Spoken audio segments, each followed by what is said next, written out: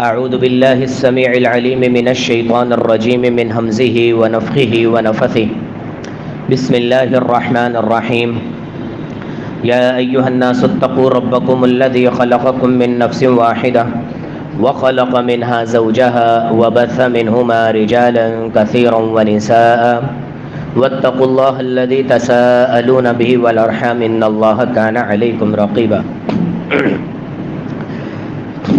يا أيها الذين آمنوا اتقوا الله حق تقاته ولا تموتن إلا وأنتم مسلمون يا أيها الذين آمنوا اتقوا الله وقولوا قولا سديدا يصلح لكم أعمالكم ويغفر لكم ذنوبكم ومن يطع الله ورسوله فقد فاز فوزا عظيما اللهم صل على محمد وعلى آل محمد كما صليت على إبراهيم وعلى آل إبراهيم إنك حميد مجيد اللهم بارك على محمد وعلى آل محمد كما باركت على إبراهيم وعلى آل إبراهيم إنك حميد مجيد رب اشرح لي صدري ويسر لي أمري واحلل عقدة من لساني يفقهوا قولي اللهم انفعني بما علمتني وعلمني ما ينفعني وزدني علما ربي زدني علما. تمام تر تعریفات، تمام تر تسبیحات، ہر قسم کی بڑائی، کبریائی، عمدہ اور بزرگی والے کلمات رب العالمین احکم الحاکمین وحدہ لا شریک لہ، میرا اور آپ کا پالنہار، پیدا کرنے والا، پالنے والا، ضرورتوں کو پورا کرنے والا، مشکلوں کو آسان کرنے والا، بیماریاں دینے والا اور بیماریوں میں شفا دینے والا، اولاد دینے والا اور اولاد لینے والا، نعمتیں دینے والا اور نعمتیں لینے والا، زندگیاں دینے والا اور موت دینے والی ذات صرف اور صرف ایک ہی ہے، اور وہ ہے اللہ رب العالمین احکم الحاکمین. کوئی اس کا شریک نہیں، نہ اس کے کام میں، نہ اس کے اختیارات میں، نہ اس کی صفات میں. دیکھنے کی صفت میرے پاس بھی ہے اور اللہ رب العالمین کے پاس بھی ہے. دیکھ میں اور آپ بھی سکتے ہیں، سن میں اور آپ بھی سکتے ہیں، لیکن it's totally different. اللہ رب العالمین کا سننا بالکل الگ اور میرا سننا بالکل الگ. اللہ رب العالمین کا سننا اور دیکھنا وہ اختیاری ہے، انڈیپینڈنٹ ہے. میرا سننا اور دیکھنا ڈیپینڈنٹ ہے. آگے پردہ آ جائے، دیوار آ جائے، میں نہیں دیکھ سکتا. میری آنکھوں کی ریٹینا آہستہ آہستہ سوکھتی جا رہی ہے اور کم ہوتی جا رہی ہے اور روشنی کم ہو رہی ہے، اور عین ممکن ہے کہ مرنے سے پہلے بالکل بھی ختم ہو جائے یا کم ہو جائے.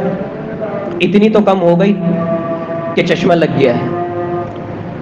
سننے کی سماعت، اس کی طاقت ہم سب کی کم ہوتی رہتی ہے، لیکن اللہ رب العالمین جیسا ہمیشہ سے تھا آج بھی ویسا ہی اور ہمیشہ تک ویسا ہی رہے. یہ اللہ رب العالمین کی ذات اور صفات. ساتھ ہی کروڑوں اربوں بے شمار انگنت لا تعداد درود و سلام ہو رحمت للعالمین سید المرسلین امام الاولین والآخرین خاتم النبیین محمد الرسول اللہ صلی اللہ علیہ وسلم پر، کہ نبی کریم صلی اللہ علیہ وسلم نے اللہ رب العالمین کی عبادت کا حق ادا کیا. انتہائی اعلیٰ درجے کی عبادات اور اخلاقیات کو اپنا کر اور اپنی امت کو سکھا کر اور بتلا کر اس دنیا سے احسن طریقے سے رخصت ہو گئے. کروڑوں ارب درود و سلام ہو صلی اللہ تعالی علیہ وآلہ وسلم تسلیما کثیرا کثیرا. اللہ تعالیٰ سے دعا ہے کہ اللہ تعالیٰ جو کچھ میں پوائنٹس لے کر آیا ہوں اچھے طریقے سے سمجھانے کی توفیق عطا فرما دے. ہم سب کو، سب سے پہلے مجھے، جو میرے اندر کوتاہیاں ہیں اللہ رب العالمین ان کو دور کر کے اس پر عمل کرنے کی توفیق عطا فرما دے. پچھلے سے پچھلی ملاقات میں ہم نے ایک ٹاپک شروع کیا تھا اور وہ ٹاپک تھا سنت کی برکت. اس سے پچھلی ملاقات میں تھا کہ سنت اور بدعت میں کیا فرق ہے، جو خاص کر 12 ربیع اول کے حوالے سے ہم نے وہ بات کی تھی. اور پھر بتایا گیا کہ سنت کو اپناؤ گے تو بدعت سے دور ہو جاؤ گے، بدعت سے دور ہو جاؤ گے۔ سنت سے جس کو پیار ہے وہ بدعت سے بیزار ہے، اور بدعت سے جس کو پیار ہے وہ سنت سے بیزار ہے۔ اس کو بتاتے رہتے ہیں یہ بھائی یہ کام سنت تھا، اس موقع پر آپ یہ کر لیتے تو اچھا ہو جاتا، لیکن اس کے سمجھ میں نہیں آتی۔ یہ دونوں ایک دوسرے کے بالکل اپوزٹ ہیں۔ جس طرح دن اور رات اور دنیا اور آخرت ایک دوسرے کے اپوزٹ ہے۔ دنیا کی محبت ہوگی تو آخرت کی محبت اپنے آپ کم ہو جائے گی، اور آخرت کی محبت ہوگی تو دنیا کی محبت آٹومیٹکلی کم ہو جائے گی، بتانے کی ضرورت نہیں پڑے گی۔ تو بالکل اسی طرح سنت اور بدعت کا معاملہ ہے۔ تو سنت کے اندر سب سے پہلی چیز جو ہماری زندگی سے ریلیٹڈ ہے، اور نبی کریم صلی اللہ علیہ وسلم میں کی زندگی میں سب سے زیادہ انوالو تھی وہ سنت، اور وہ تھی مسواک کرنا، جس کے بارے میں ہم نے ڈیٹیل سے سنا اور سمجھا۔ اور ٹوتھ پیسٹ کے بارے میں بھی ہم نے کچھ دنیاوی حقائق سمجھے، جبکہ ٹوتھ پیسٹ یوز کرنا بدعت نہیں ہے، کیونکہ ہم ثواب کی نیت سے نہیں کرتے، لیکن جو دنیاوی قباحتیں تھیں، جو کیمیکل اس کے اندر برائیاں تھیں، وہ ہم نے سنی۔ اس کے بعد جو سب سے زیادہ ہماری زندگی میں استعمال ہونے والی سنت ہے وہ ہے کھانے کی سنت۔ دن میں کم سے کم ہم 3 مرتبہ تو کھاتے ہیں، روزہ رکھ لیں تب بھی 2 مرتبہ کھاتے ہیں، ایک سحری اور ایک افطاری۔ تو سب سے زیادہ آداب اور سنت پر عمل کرنے والی چیز کھانا ہے۔ اور گھروں میں میاں بیوی کی لڑائی جھگڑوں کے اندر اگر کہیں کوتاہی ہے تو وہ کھانے کے اندر بسم اللہ نہ پڑھنے کی ہے۔ آپ نے حدیث سنی تھی کہ جو شخص گھر میں داخل ہوتے ہوئے اللہ کا نام نہیں لیتا تو شیطان اپنے چیلوں کو بلا لیتا ہے کہ بھائی رہنے کی جگہ مل گئی، اور جب کھاتے وقت وہ بسم اللہ نہیں پڑھتا تو وہ کہتا ہے کہ رہنے کی جگہ بھی مل گئی اور کھانا بھی مل گیا۔ اور شیطان کا گھر میں موجود ہونا سب سے بڑی بنیاد ہے میاں بیوی کی لڑائی جھگڑوں میں۔ کیسے بھائی؟ کہ شیطان جب اپنے چیلوں سے پوچھتا ہے بھائی تم نے کیا کیا، تم نے کیا کیا، تم نے کیا کیا، سب اپنے اپنے کام بتاتے ہیں۔ ایک شخص کہتا ہے کہ میں نے میاں بیوی کے درمیان جھگڑے کروائے، تو کہتا ہے کہ سب سے بہترین کام تم نے کیا۔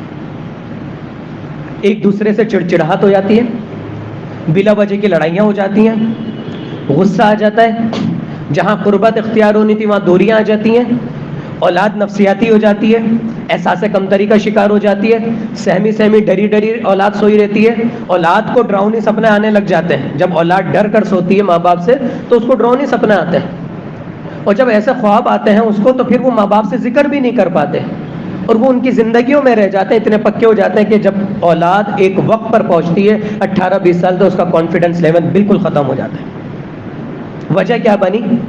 وہ 10-15 سال پرانی ماں باپ کی لڑائی، بلا وجہ کا چیخنا چلانا، گالیاں دینا ایک دوسرے کو، اور اس کی وجہ کیا بنا کہ آپ نے اپنے گھر میں شیطان کو جگہ دے دی۔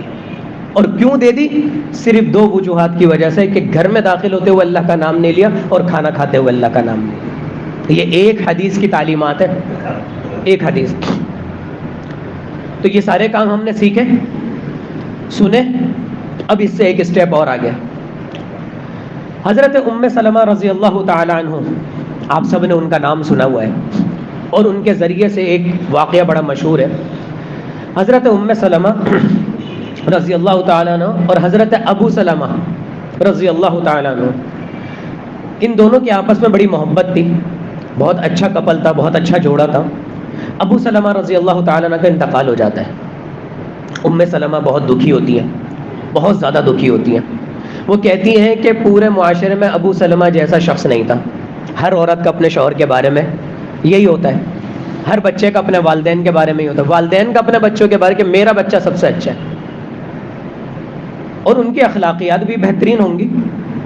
لیکن جب انتقال ہو گیا تو نبی کریم صلی اللہ علیہ وسلم کے ذریعے ان تک ایک دعا پہنچی۔ انہوں نے کہا یہ دعا پڑھو، اللہ تعالیٰ اس سے اچھا نعمت بدل دے گا، کہ انا للہ و انا الیہ راجعون۔ یہ تو ہر مصیبت پر پڑھنا ہے، اللہم اجرنی فی مصیبتی واخلف لی خیرا منہا۔ اللہم اجرنی فی مصیبتی، یا اللہ مجھے اجر دے اس مصیبت پر، واخلف لی خیرا منہا، اور مجھے عطا کر اس سے بہتر۔ ام سلمہ رضی اللہ تعالیٰ فرماتی ہیں کہ میں یہ سوچتی تھی ابو سلمہ سے بہتر کون ہوگا، بہت اچھے شخص تھے، میرا ہر طرح سے خیال کرتے تھے، یہ جو بھی اچھائیاں ان کے ذہن میں تھی، جب عدت گزر جاتی ہے اور وہ یہ دعا پڑھ رہی تھیں تو نبی کریم صلی اللہ علیہ وسلم اپنا رشتہ بھیج دیتے ہیں. اللہ اکبر کبیرہ. جتنے بھی اچھے ہوں نبی علیہ الصلوۃ والسلام ان سے بہتر، ان سے بہتر. تو سب سے پہلی یہ چیز کہ اس دعا کو پڑھیں. 10 روپے بھی آپ کے کھو جائے نا، مل نہیں رہا ہوتا حساب، کہتے ہیں کہ خرچ کر لو 1000 روپے تو سکون آ جاتا ہے. 100 روپے بھی اگر کھو جائے تو سکون نہیں آتا، بے چینی لگی رہتی ہے، یار کہاں چلے گا کہاں چلے گا. نقصان ہو جائے، چوری ہو جائے، چھن جائے کوئی چیز، موبائل چھن جائے، کوئی اور نقصان ہو جائے، بچے کے چوٹ لگ گئی، انا للہ و انا الیہ راجعون. یہ صرف مرنے پر نہیں، مصیبت پر پڑتا ہے. الذین اذا اصابتهم مصیبہ قالوا انا للہ و انا الیہ راجعون. سورہ بقرہ آیت نمبر 157 158 اٹھا کے دیکھیے. تو انا للہ و انا الیہ راجعون. اللہم اجرنی فی مصیبتی واخلف لی خیرا منہا. اس سے بہتر موبائل ملے گا، اس سے زیادہ پیسہ عطا ہو جائیں گے. طبیعت خرابی پر دعا پڑھ لی، اللہ تعالیٰ شفا میں تبدیل کر دے گا. تو بات ہو رہی تھی ام سلمہ رضی اللہ تعالیٰ عنہ کی. تو جب نبی کریم صلی اللہ علیہ وسلم سے ان کا نکاح ہوا تو ان کا ایک بیٹا تھا جو ابو سلمہ سے تھا، وہ چھوٹا تھا، نبی علیہ الصلوۃ والسلام کی پرورش میں تھا. تو وہ بتاتے ہیں، عمر نام تھا ان کا، کہ میں جب نبی صلی اللہ علیہ وسلم کے ساتھ پرورش میں تھا تو میں آپ کے ساتھ کھانا کھایا کرتا تھا. تو میں کبھی تھال میں یا برتن میں کبھی یہاں سے ہاتھ مارتا تھا، کبھی یہاں سے ہاتھ مارتا تھا، کبھی یہاں سے ہاتھ مارتا تھا. اور کھانے کے دوران نبی کریم صلی اللہ علیہ وسلم نے فرمایا، میرا ہاتھ پکڑا اور کہا کہ بسم اللہ پڑھ کے کھاؤ، بسم اللہ کے بغیر نہیں کھاؤ. اس کی ہم نے وجوہات بھی سن لی اور برکتیں بھی سن لی. دوسرے نمبر پر اپنے آگے سے کھاؤ، اپنے سامنے سے کھاؤ، کسی اور کے آگے سے چن کر نہیں کھاؤ. پچھلے سے پچھلی مرتبہ ہم نے اس کے بارے میں بھی بات کی تھی کہ جو شخص اپنے 4 بھائیوں کے ساتھ بیٹھا ہوا ہے، کھانا کھا رہا ہے، ایک تھال کے اندر یہ سوچ رہے کہ یہ اس کا حق ہے اور یہ میرا حق ہے، وہ کبھی بھی اپنے سگے بھائی کی جائیداد کے اوپر نظر نہیں رکھے گا یہ اس کا حق ہے، یہ میرا حق ہے. اپنے مسلمان بھائی کے حق کے اوپر ڈاکہ نہیں ڈالے گا. ہمارے اندر عادت نہیں ہوتی، ہمیشہ دوسروں کے اوپر نظر ہوتی ہے. اس کے پاس لیگ پیس ہے میں وہ اٹھا لوں، اس کے پاس یہ والی بوٹی ہے وہ میں اٹھا لوں، اس کے پاس جو ہے نا وہ کڑی کھا رہے ہیں تو پکوڑی اس کے پاس ہے. اللہ اکبر کبیرہ. کہنے کا مقصد یہ ہے کہ تعلیمات یہ سمجھا رہی ہیں کہ اپنے آگے سے کھاؤ، یہ اللہ رب العالمین کا فیصلہ تھا تمہارے آگے. یا پھر ہم جب کسی کو کوئی چیز دے رہے ہیں، چاولوں کے بیچ میں دال ڈال رہے ہیں تو کوشش کریں ہم بیچ میں ڈالیں سب کچھ. اگر ہم کسی کو سرو کر رہے ہیں، دعوت ہے، کھانا ہے، تھال میں کھانا دے رہے ہیں، تو کوشش کریں ہم اس انداز سے دیں کہ سب کو اپنا اپنا حصہ ایک ایک طرف سے مل جائے. 4 بندوں کو دے رہے ہیں تو کم سے کم دیگ سے نکالنے والا اس چیز کو ذہن میں رکھے کہ کم سے کم میں 4 بوٹیاں ایک تھال کے اندر ڈال دوں، سب کو اپنی اپنی نصیب ہو جائے. ایسا نہ ہو وہ بیچارہ جس کو نصیب نہیں ہو وہ بولے یار میرا اتنا نصیب خراب ہے، کرایہ خرچ کر کے آیا ہوں، لفافہ بھی دیا ہے، سب کچھ دیا اور کھانے میں بوٹی بھی نہیں مل رہی. تو یہ طریقہ جا رہا ہے نکالنے والے پر بھی کہ ہمیں اس چیز کا خیال ہونا چاہیے. میرے گھر میں دعوت ہے، میں سب کے آگے دیکھوں کہ رائتا یہاں بھی رکھا ہوا ہے وہاں بھی رکھا ہوا ہے، اگر کسی تک نہیں پہنچ رہا تو میں کھانے کے بیچ میں مہمانوں سے پوچھ لوں آپ یہ لے لیجئے، میں خود اٹھا کر دے دوں اس کو. تو اپنے آگے سے کھانا ہے. اور اس کے بعد کھانا کھاتے ہوئے سیدھے ہاتھ سے کھانا ہے. یہ 3. اب سیدھے ہاتھ سے ہم لوگوں کو کھانا بچپن میں سکھا دیا جاتا ہے، لیکن بہت سارے ایسے لوگ ہیں جن کو میں نے الٹے ہاتھ سے کھاتے ہوئے دیکھا، آپ نے بھی دیکھا ہوگا. ہم شرما شرمی کے اندر بتانا بھول جاتے ہیں یا کہتے نہیں ہیں اوہ چاچا جان ہے، دادا ابو ہیں، ماموں ہیں، برا مان جائیں گے، قاری صاحب ہیں، برا مان جائیں. نہیں میرے بھائی، کنتم خیر امت اخرجت للناس، تمہیں بہترین امت اس لیے بنایا گیا ہے تأمرون بالمعروف وتنہون عن المنکر، تم نے نیکی کا دعوت دینی ہے اور برائی سے روکنا ہے. اور آگے اگر یہ آیت نمبر 110 ہے سورہ آل عمران کی، اور آیت نمبر 113 میں اگر آگے پہنچیں گے تو وہاں پر بھی لکھا ہے یؤمنون باللہ والیوم الآخر، جو اللہ کے اوپر آخرت کے اوپر ایمان رکھتے ہیں، یأمرون بالمعروف وینہون عن المنکر ویسارعون فی الخیرات، کہ وہ نیکی کے کاموں میں آگے بڑھ کر حصہ لیتے ہیں۔ شرم کی دو قسم ہوتی ہیں، ایک اچھی شرم اور ایک بری شرم۔ اگر آپ کو کہا جائے کہ ہمارے مؤذن نہیں ہے، آپ آ کر اذان دے دیجئے، اور آپ کہ نہیں جی مجھے شرم آ رہی ہے، یہ شرم نہیں ہے، یہ شرم نہیں ہے، یہ آپ کی کوتاہی ہے، یہ نااہلی ہے۔ اذان دینی ہے کوئی بات نہیں میں دے دیتا ہوں، تکبیر دینی ہے کوئی بات نہیں میں دے دیتا ہوں، یہ کام کرنا یار ذرا ان کو سامان اٹھوا کے رکھوا دو، یہ کام کرنا میں کر دیتا ہوں۔ مہمانوں کو گیٹ تک چھوڑ کر آنا بھی ایک نیکی ہے، ان کو سی آف کرنا اچھے طریقے سے۔ آپ کو پتہ ہے جب مہمان گھر میں آ کر جاتے ہیں اور ہم ان کو دور سے ہی اللہ حافظ کہہ دیتے ہیں تو یہ اچھا امپریشن نہیں پڑتا، بلکہ ان کو گیٹ تک یا ان کو گاڑی تک سی آف کرنا بھی یہ ایک نیکی ہے، اچھے طریقے سے ان کو رخصت کرنا، یہ آگے بڑھ کر کام کرنا، یہ اخلاقیات کے اندر آتا ہے۔ اور آپ یہ کہتے ہیں کہ بھائی مہمان آئے ہیں ذرا کچھ گانا سنا کے تو سناؤ، ذرا ڈانس کر کے تو دکھا دو، پارٹیسپیٹ کیا تھا ہمارے بچے نے اسکول کے ٹیبلوں میں۔ یہ شرم اگر وہاں آ رہی ہے تو بہت اچھی بات ہے، اور نہیں آ رہی تو بے غیرتی ہے۔ ہم اپنے بچوں کو کیا تعلیمات دیں؟ برے کام میں شرم آ رہی ہے بہت اچھی بات ہے، اچھے کام میں شرم آ رہی ہے تو یہ غلط بات ہے۔ اچھے کاموں کے لیے تو اگر کسی بڑے کو اچھے طریقے سے، احسن طریقے سے بتایا جا سکتا ہے کہ ذرا سیدھے ہاتھ سے لے لیجئے، کان میں بول دیں آپ۔ کتنے ریسٹورنٹ ایسے ہیں جہاں ہم لوگ جاتے ہیں اور زور سے بولنا اچھا بھی نہیں لگے گا، آپ اس کے کان میں بولتے ہوئے چلے جائیے۔ ہمارے یہاں ایک معاملہ ہوتا ہے جو کافی چیزیں میرے سامنے آئیں جب بھی ہم نے لوگوں کو ٹوکا۔ شادیوں میں اکثر ایک ہاتھ سے کھانا کھا رہے ہیں، اب وہ دوسرے ہاتھ سے کولڈ ڈرنک پی رہے ہیں۔ بھائی کیوں پی رہے ہیں؟ یار وہ انگلیاں خراب ہو گئی ہیں۔ تو بھائی انگلیوں میں کیا لگا ہوا ہے؟ کھانا لگا ہوا ہے، اور اس کھانے کے بارے میں نبی کریم صلی اللہ علیہ وسلم نے فرمایا کہ جب تم میں سے کوئی شخص کھانا کھا کے فارغ ہو جائے یا کھانا کھا رہا ہو تو اپنی انگلیاں خود چاٹ لے یا کسی دوسرے سے چٹوا لے۔ اللہ اکبر کبیرہ، اپنی بیوی سے چٹوا لے، اپنے بچوں سے چٹوا لے، اپنی انگلیوں کو صاف کرے۔ یہ ہاتھ میں کھانا لگا ہوا ہے، وہ جو آپ تناول کر رہے ہیں وہ پاکیزہ رزق ہے، اور بوتل ہے کون سا کسی کے گھر کا شیشے کا گلاس ہے، اور وہ کولڈ ڈرنک آپ نے ہی استعمال کرنی ہے بعد میں۔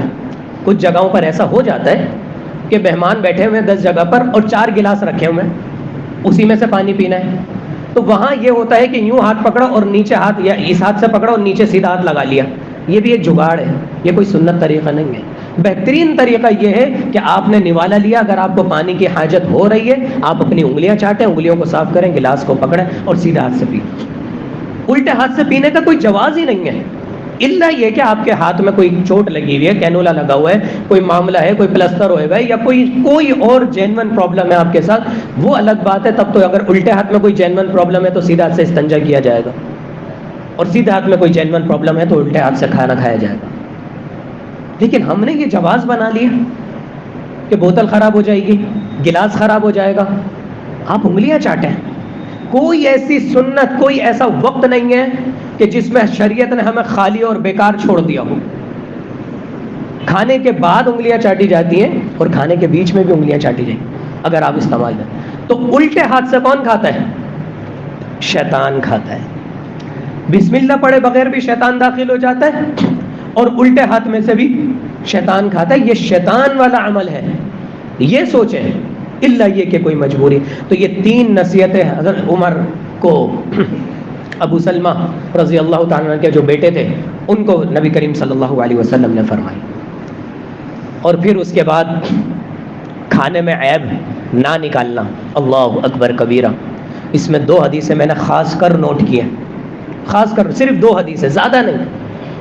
ایک حدیث ہے صحیح بخاری کی، حضرت ابو ہریرہ رضی اللہ تعالیٰ عنہ بیان فرماتے ہیں، اور آپ نے خود بھی سرچ کرنی ہے یہ حدیث، حدیث نمبر 3563، 3563 حضرت ابو ہریرہ رضی اللہ تعالیٰ عنہ فرماتے ہیں کہ نبی کریم صلی اللہ علیہ وسلم نے کبھی کسی کھانے میں عیب نہیں نکالا۔ اب آپ کو یہاں تنہا نہیں چھوڑ دیا شریعت نے، آگے فرماتے ہیں کہ نبی علیہ الصلوۃ والسلام کو اگر کوئی کھانا پسند نہیں ہوتا تھا آپ چھوڑ دیتے تھے، اور پسند ہوتا تھا تو کھا لیتے تھے۔ کوئی یہ نہیں کہہ سکتا یار شریعت نے تو ہمیں باندھ دیا، میری پسند کا نہیں ہے۔ بہت سارے ایسے لوگ ہیں جنہیں بریانی نہیں پسند، ہمیں حیرت ہوتی ہے، لیکن نہیں پسند کوئی بات نہیں، بہت سارے لوگ ایسے ہیں جنہیں نہاری نہیں پسند، کوئی بات نہیں، دعوت میں ہے. اور بعض اوقات بیوی کے ہاتھ کا کھانا، اللہ اکبر کبیرہ، کبھی عیب نہیں نکالا. اگر ناپسند ہوا تو اس کو چھوڑ دیا. کیسے چھوڑ دیا؟ اب ہم اپنے رویے دیکھیں. باتیں سنا کر، غلط الفاظ کہہ کر، ایسے پھینک کر، دسترخوان سے اٹھ کر، غصہ دکھا کر، تیوڑیاں چڑھا کر، کس انداز سے ہم اپنے والدین کو، اپنی بہنوں کو، اور شادی کے بعد اپنی بیوی کو کس انداز سے ہم کھانے پر ٹوکتے ہیں. اگر ہمیں پسند نہیں ہے، یار کوئی بات نہیں، کھانا سائڈ پہ رکھ دو، بازار سے جو چیز پسند ہے وہ منگوا لو، اتنا بڑا گلاس دودھ کا پی لو، پیٹ بھر جائے گا. کوئی بھی الٹرنیٹ ہو سکتا ہے. لیکن یہ جو غصہ، یہ جو تیوڑیاں دکھانا، یہ جو کھانے کو پھینکنا، اللہ اکبر کبیرہ، یہ رزق. تو ایک جگہ میں نے پوسٹ پڑھی، واقعی بہت اچھی لگی، کہ جو شادیوں میں ہم کھانا چھوڑ دیتے ہیں، کتنے لوگ اس کھانے کو ترس رہے ہوتے ہیں. یہ حقیقت ہے، یہ کوئی ایسی کہاوت، ایسی پوسٹ نہیں ہے کہ جی ہاں جی بڑی عمدہ کوئی پوسٹ، یہ حقیقت ہے، حقیقت ہے یہ بات. تو ہم گھروں میں بھی پھینک دیتے ہیں. نہیں پسند آیا اور روز روز نا پسند آیا، ایسا نہیں ہو سکتا. کبھی کبھی ایسا ہو سکتا ہے، جب بیمار ہوتے ہیں تب بھی تو دلیا کھا رہے ہوتے ہیں، پھیکا کھا رہے ہوتے ہیں، شوگر ہو جاتی ہے پھیکی چائے پی رہے ہوتے ہیں، کڑوی کڑوی دوائیاں کھا رہے ہوتے ہیں، سب کچھ کر رہے ہوتے ہیں. ایک دن بس ذائقہ کھانا مل گیا تو شریعت نے بھی باندھا نہیں ہے کہ تم نے کھانا ہی ہے جب تمہارے سامنے کھانا آ جائے. نہیں پسند، کوئی بات نہیں، اچھے طریقے سے چھوڑ دو. پسند ہے اس کو کھا لو، لیکن کھانے کے آداب وہی ہیں کہ بسم اللہ پڑھ کے کھانا ہے، سیدھا ہاتھ سے کھانا ہے اور اپنی طرف سے کھانا ہے. دوسری حدیث اس سے بھی زیادہ عمدہ، اللہ اکبر کبیرہ. یہ حدیث بھی صحیح مسلم کی ہے، 2052. یہ پڑھ کے تو میری آنکھوں میں آنسو آ گئے تھے. پڑھی بھی تھی ہم نے حدیثیں، لیکن جب تیاری کر رہے ہوتے ہیں تو خاص کر اس حدیث کو پوری توجہ کے ساتھ، اس کو آگے بیان کرنے کے ساتھ اس کی ڈیپتھ میں گھسنا پڑتا ہے کہ اس کی گہرائی میں اتر کر اس کے معنی اور مفہوم کو سمجھا دیں. نبی کریم صلی اللہ علیہ وسلم ایک مرتبہ اپنے گھر میں آتے ہیں. حضرت حذیفہ رضی اللہ تعالیٰ بیان کرتے ہیں اور اپنے گھر والوں سے کہتے ہیں کہ کچھ کھانے کو ہے، کچھ سالن ہے. انسان کو جو چیز پسند ہوتی ہے اس چیز کی کبھی ڈیمانڈ کر دیتا ہے. نبی علیہ الصلوۃ والسلام کو شوربہ بڑا پسند تھا. شوربے، جیسے آج کل لوگوں کو پیزا پسند ہوتا ہے، کسی کو زنگر پسند ہوتا ہے، کسی کو بریانی پسند ہوتی ہے، کسی کو اسٹو پسند ہوتا ہے، ایکس وائی زیڈ کچھ بھی پسند ہو سکتا ہے. تو بعض اوقات انسان جب کام پہ سے تھکا ہوا آتا ہے، یا تو فون کر کے اپنی بیگم کو بتا دیتا ہے کہ آج یہ کھانے کا دل چاہ رہا ہے، یا آج بہت بھوک لگ رہی ہے، یہ پکا دینا، یا پھر گھر میں آ کر اس چیز کا نام لے لیتا ہے کہ یہ چیز ہے. تو نبی علیہ الصلوۃ والسلام نے کہا کہ سالن ہے گھر میں.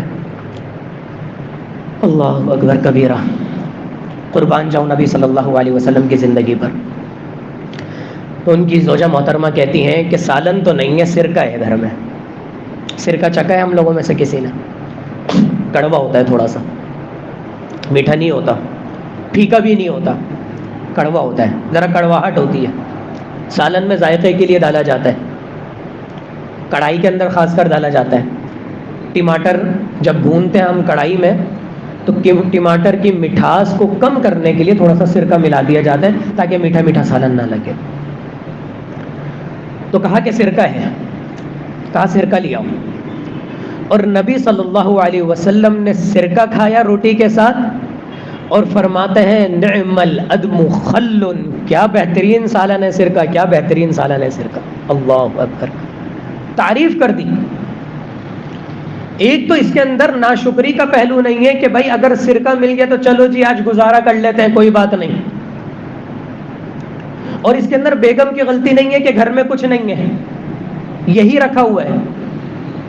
اور بیگم کو احساس کمتری کا شکار نہ ہو کہ میں اپنے شوہر کو آج اچھا کھانا نہیں کھلا سکی، ان کا دل چاہ رہا تھا. گھر میں یہی تھا، کیا کر سکتے ہیں، جو کچھ ملا اس کے اوپر کہہ دیا نعم الادم خل، کیا سرکہ، کیا بہترین سالن ہے سرکہ، کیا بہترین سالن. مرضی کی چیز نہیں ہے، کڑواہٹ والا سالن ہے. سالن بھی ہے، نبی صلی اللہ علیہ وسلم نے تعریف کے لیے کہہ دیا، اب ایکچولی وہ سالن نہیں ہے.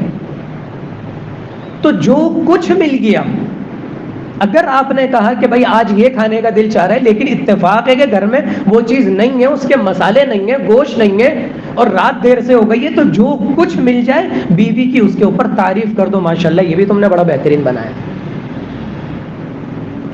ہمارے یہاں صرف جو ذائقہ اصل میں ہمارے منہ کو لگا ہوا ہوتا ہے ہماری بیوی کے ہاتھ کا، ہماری والدہ کے ہاتھ کا، جو ریگولر گھر میں کھانے پکا رہے ہوتے ہیں، شادی سے پہلے والدہ کے ہاتھ کا ہوتا ہے اور شادی کے بعد بیگم کے ہاتھ کا ہوتا ہے۔ بہت کم ایسا ہوتا ہے جو بہنوں کے ہاتھ کا ہوتا ہے کہ جب وہ کھانا پکانے کی طرف لگتی ہیں تو تقریباً ان کی شادی کا معاملات ہو جاتے ہیں۔ تو یہ دو ہی شخصیات ہیں جن کے کھانا ہمارے منہ کو لگا ہوتا ہے۔ اگر کبھی ہمارے ذائقے کے مطابق کھانا نہیں ہے، کوئی بات نہیں، آج کم ہوا ہے کل دوبارہ وہ ذائقہ مل جائے گا۔ تھوڑا سا نمک کم ہونے سے یا نمک بڑھنے سے یا مرچیں کم ہونے سے یا مرچیں بڑھنے سے ہم کھانا ہی نہیں کھاتے اور ذلیل کر دیتے ہیں۔ انا للہ و انا الیہ راجعون۔ کیا روز ایسا کھانا ملتا ہے؟ اسی کھانے کی وجہ سے میری زبان کو یہ عادت ہوئی ہے، اور ایک دن اگر کوتاہی ہو گئی، بازار میں کتنی لڑائیاں ہوتی ہیں کسٹمر کے ساتھ، جبکہ لوگ کیا کہتے ہیں؟ کسٹمر بھگوان کی جگہ ہے، اللہ اکبر کبیرہ۔ صحیح ہے، ہم نے ان کے ساتھ بہت اچھے طریقے سے بات کرنی ہے، کیوں؟ کیونکہ بھائی میرا معاملہ اس کے ساتھ جڑا ہوا ہے۔ وہ غلط بات بھی کہہ رہا ہے تو اچھے طریقے سے سن لیتے ہیں، لیکن پھر بھی لڑائی ہو جاتی ہے، پھر بھی کوئی دماغ پہ چڑھ جاتا ہے، وہاں پر بھی ہم جو ہے تحمل کے ساتھ سارے معاملات، کیوں؟ کیونکہ ہماری عادت بنی ہوئی ہے۔ تو یہ جو زبان کو میرے ذائقہ لگا ہے، 4 سال سے میری بیگم اتنا اچھا کھانا بنا رہی تھی، اگر ایک دن یا 2 دن اس کی طبیعت کی وجہ سے، گیس کے اوپر نیچے ہونے کی وجہ سے، کسی اور وجہ سے، کسی اور ٹینشن کی وجہ سے، بچوں کے تنگ کرنے کی وجہ سے نمک میں کمی زیادتی یا مرچوں میں کمی زیادتی، یہی 2 چیزیں ہوتی ہیں، اگر ہو گیا تو کیا میں اس کو بنا بولے برداشت نہیں کر سکتا؟ وہی کھانا بیگم بھی کھا رہی ہے۔ اور ایک آپ کو ماسٹر کی دیتا ہوں میں، کبھی کھائے نہ بے ذائقہ ہو نا، آپ چپ چاپ کھا کے اس کی تعریف کر دیجئے، کیونکہ وہی کھانا بیگم بھی کھا رہی ہے، اس کو پتہ ہے کہ کس چیز کی کمی ہے، اور وہ یہ دیکھے گی کہ اس چیز کی کمی ہونے کے باوجود انہوں نے میری تعریف کی ہے، کیا محبت بڑھے گی، کیا وہ خیال کریں گی۔ اور ایسا ہوتا ہے، ایسا ہونا چاہیے، اور ہم نے اس کے اثرات اور ثمرات دیکھے اپنی زندگیوں میں، اپنے بڑوں کے ساتھ ہم نے یہ معاملات دیکھے۔ والدہ بتاتی ہیں بہت ساری ایسی چیزیں، اور بھی دیگر دوستوں کے ساتھ جب بات ہوتی ہے تو وہ یہ بات بتاتے ہیں کہ ہم نے اس دن یہ والا پہلو اپنایا تو ہمیں اس کے انتہائی خوشگوار جو ہے نا وہ اثرات ہمیں ملے۔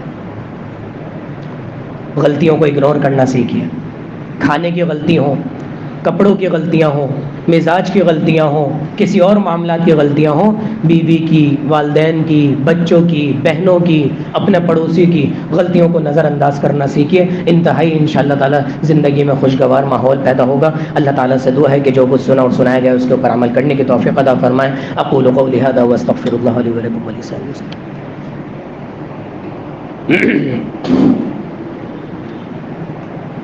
نحمده ونصلی علی رسولہ الکریم، اما بعد۔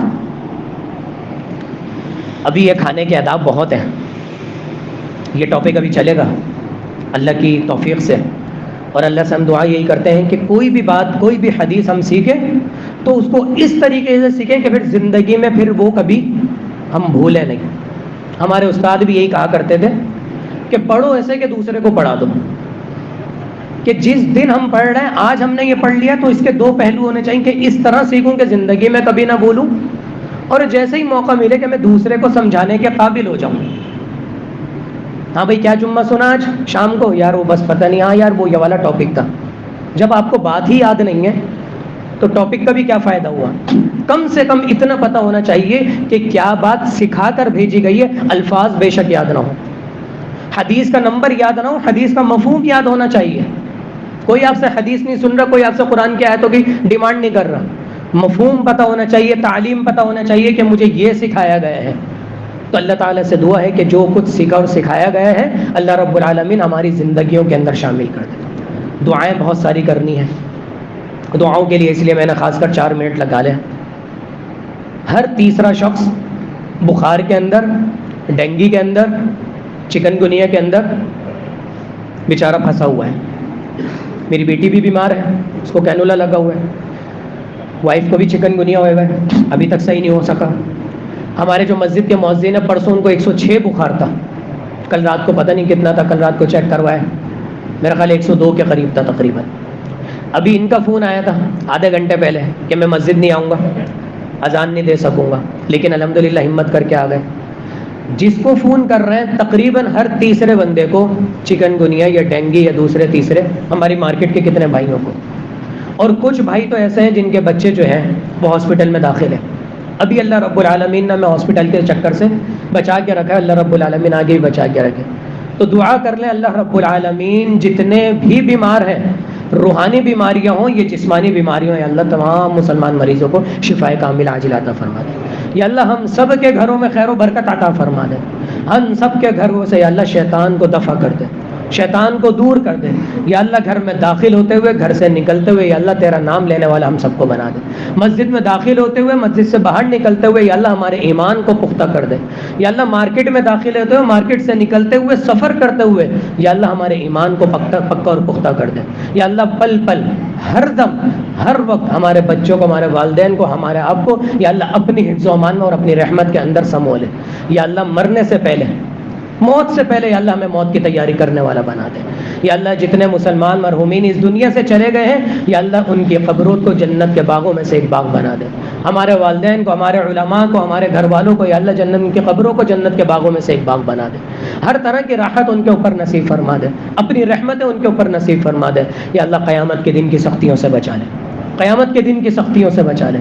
قیامت کا دن ہمارے اوپر کم کر دے. اللہ نبی صلی اللہ علیہ وسلم کا فرمان ہے کہ 50,000 سال کا دن ہوگا، کسی کے اوپر تو انتہائی طویل ہوگا اور کسی کے اوپر ایسا ہوگا جیسے عصر سے لے کر مغرب تک کا وقت، انتہائی جلدی گزرتا ہے وہ وقت. یا اللہ ہمارے اوپر بھی اسی طریقے سے کر، پلک جھپکتے میں یا اللہ ہمیں پل صراط سے گزروا دے، جہنم سے بچا کر ہمیں جنت نصیب فرما دے. نبی کریم صلی اللہ علیہ وسلم کا پڑوس نصیب فرما دے. نبی علیہ الصلوۃ والسلام کے ہاتھوں ہمیں آب کوثر پینا نصیب فرما دے. نبی صلی اللہ علیہ وسلم کی شفاعت نصیب فرما دے. یا اللہ ہماری زبانوں میں سچائیاں عطا فرما دے. یا اللہ ہماری تنہائیوں کو پاک کر دے. یا اللہ ہمارے کردار کو پاک کر دے. یا اللہ ہم اپنے بیویوں کا، اپنے والدین کا، اپنے بھائی بہنوں کا پورا حق ادا کرنے والا بنا دے. ہمیں مسجد کا پورا حق ادا کرنے والا بنا دے. مسجد کے ساتھ بالکل جوڑ دے، مدرسوں کے ساتھ بالکل جوڑ دے، حقوق کے ساتھ بالکل جوڑ دے. راستے میں ہم جا رہے ہوں اور کوئی شخص ہمیں پریشان دکھے تو ہم سیدھا نہ نکل جائیں بلکہ اس کی مدد کرتے ہوئے ہم اس کے ساتھ جائیں. یا اللہ یہ صفت اور یہ عادت ہمارے اندر پیوست فرما دے. یا اللہ اپنا مال ہم اللہ کی راہ میں خرچ کرنے والا بنا دے اور چھپ کر خرچ کرنے والا بنا دے، بالکل چھپ کر صدقہ کرنے والا بنا دے اور حقدار کے اوپر خرچ کرنے والا بنا دے. یہ چلتے پھرتے جو پروفیشنل بھکاری ہے یا اللہ ان سب سے ہم سب کو بچا لے، ہمارے معاشرے کو بچا لے، ہمارے گھر والوں کو بچا لے، ہمارے کاروباری افراد کو ان سے بچا لے. دکانوں میں گھس جاتے ہیں اور پکے انہوں نے جمعرات اور منگل بانٹے ہوئے ہوتے ہیں. یا اللہ ہمارے دکانداروں کو بھی یہ عقل عطا فرما دے کہ ان کو نہیں دینا تو نہیں دینا، ان کے حوصلے توڑنے، پہنچانا ہے اپنا مال تو صرف حقدار کے آگے پہنچانا. اس کو تلاش کرنا پڑے گا، جدوجہد کرنی پڑے گی، لوگوں سے بات کرنی پڑے گی، مسجد کے امام سے پوچھنا پڑے گا کہ آپ کی نظر میں کوئی ایسا بھائی ہے، میرے پاس یہ گنجائش ہے. یا اللہ حقدار تک حق پہنچانے والا ہم سب کو بنا دے. ربنا تقبل منا انك انت السميع العليم وتب علينا انك انت التواب الرحيم. سبحان ربك رب العزة عما يصفون وسلام على المرسلين والحمد لله رب العالمين.